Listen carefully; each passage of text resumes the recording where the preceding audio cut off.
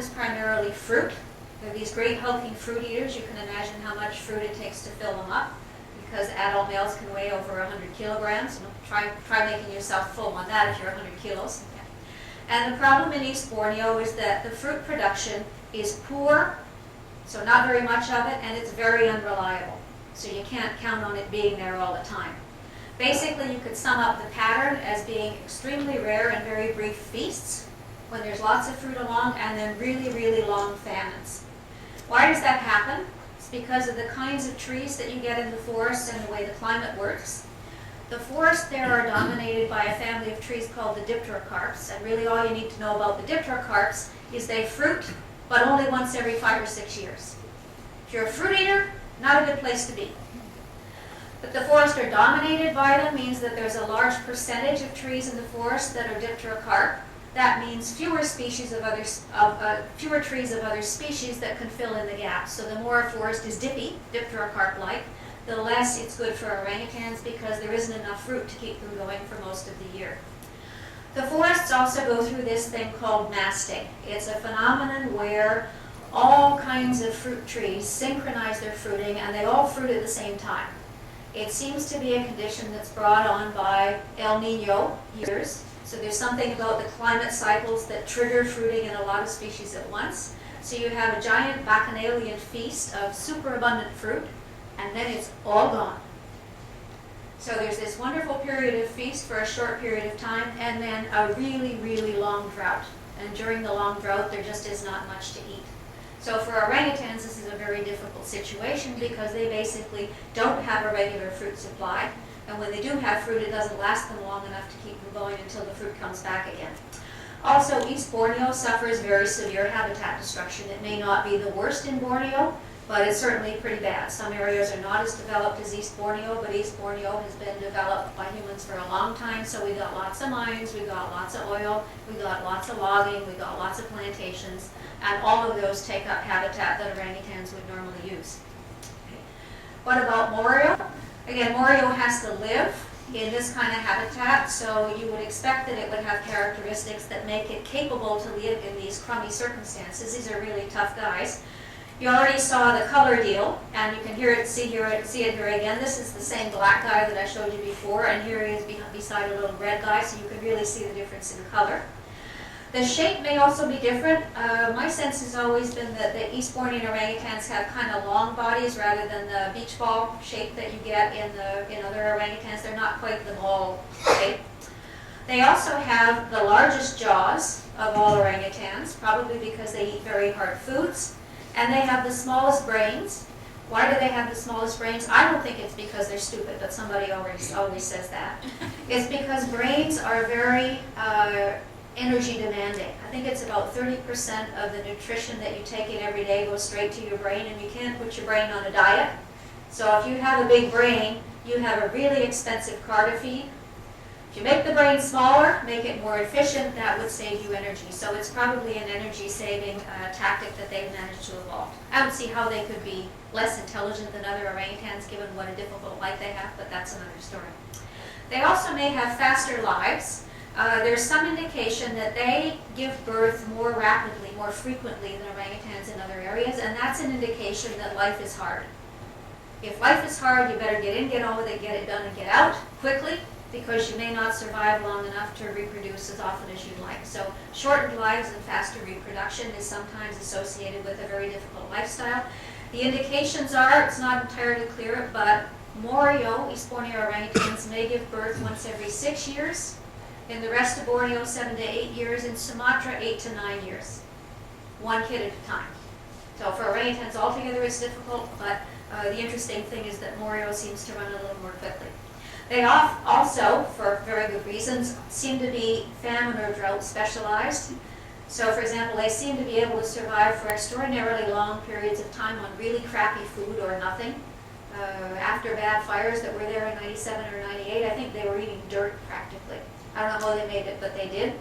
They also appear to socialize less. You know, if the food isn't so good, you can't afford to share your range with somebody else because there's not enough food to go around, so they become more solitary.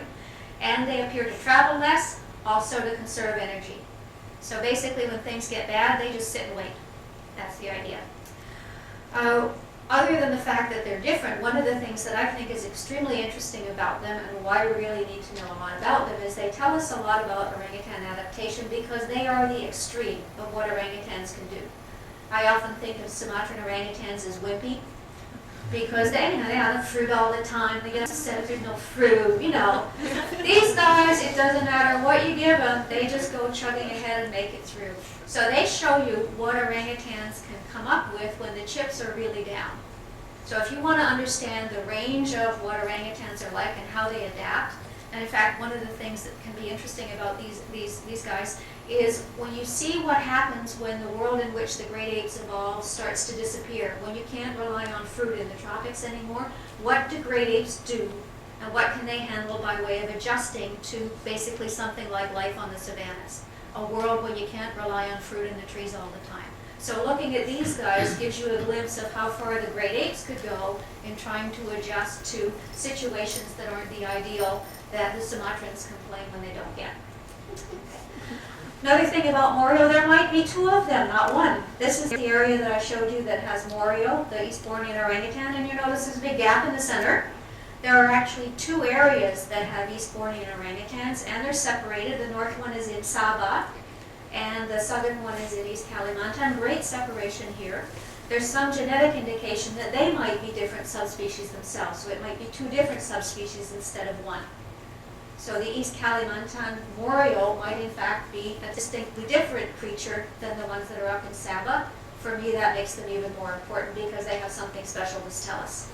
So where am I going? Again, Kutai National Park, that's where we get to next. It's at the southern extreme, or the southern end of the range of current-day Eastbournian or East Kalimantan orangutans. So let's tell you a bit about Kutai. It's a 200,000 hectare coastal lowland park. That's about, I think, 500,000 acres if you think in acres. Basically, it's big. It's one of the really big national parks. It's been recognized for its biological importance since the 1930s, not just for orangutans, but for all kinds of biodiversity and unique flora and fauna that are there. And the good thing from the orangutan end is it's recognized to have a priority orangutan population. So at least it's one of the populations that people consider is worth saving. Okay? Unfortunately, pretty well everybody for a long time has thought it's a write-off. Why? It suffered massive forest fire damage twice. In 1982 and again in 1997 and 98. These were forest fires that qualified as the worst recorded on the planet ever, especially the one in 1982. So twice devastated by forest fires. It's surrounded by commercial enterprises. There are coal mines, oil palm plantations, there are also pulpwood plantations completely surrounding the park. A lot of poaching. People wander in and out of the park at will and take out lumber, hunt, they do whatever they like. With a park that size, protecting the boundaries is extremely difficult, and the National Park Service doesn't have the money for it, so it's very poorly protected and people just take what they want. It's also been encroached. Local people not only go in and take stuff out, but they plunk themselves down and start building farms, and nobody kicks them out. It's also been sold out. One of the regional governments that's responsible for the national park is basically trying to excise large chunks of the park to sell them off to coal mines so that they can get development money out of them.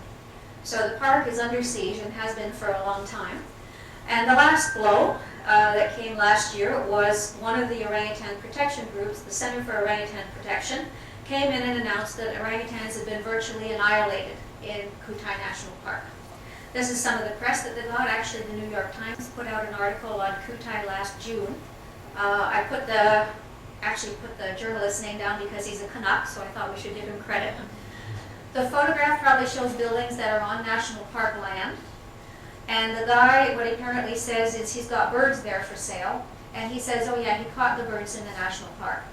So it's quite clear that nobody is doing anything to protect the park. In terms of the orangutan population, the Center for Orangutan Protection issued a press release on May 13th last year, along with this photograph. And this photograph is the same as the encroachment one that I showed you a little bit a while ago. Here is a sign that says this is Kutai National Park. You shouldn't damage the forest. You shouldn't take things out of it. And what you see behind it, it's a banana plantation. So people have completely ignored the national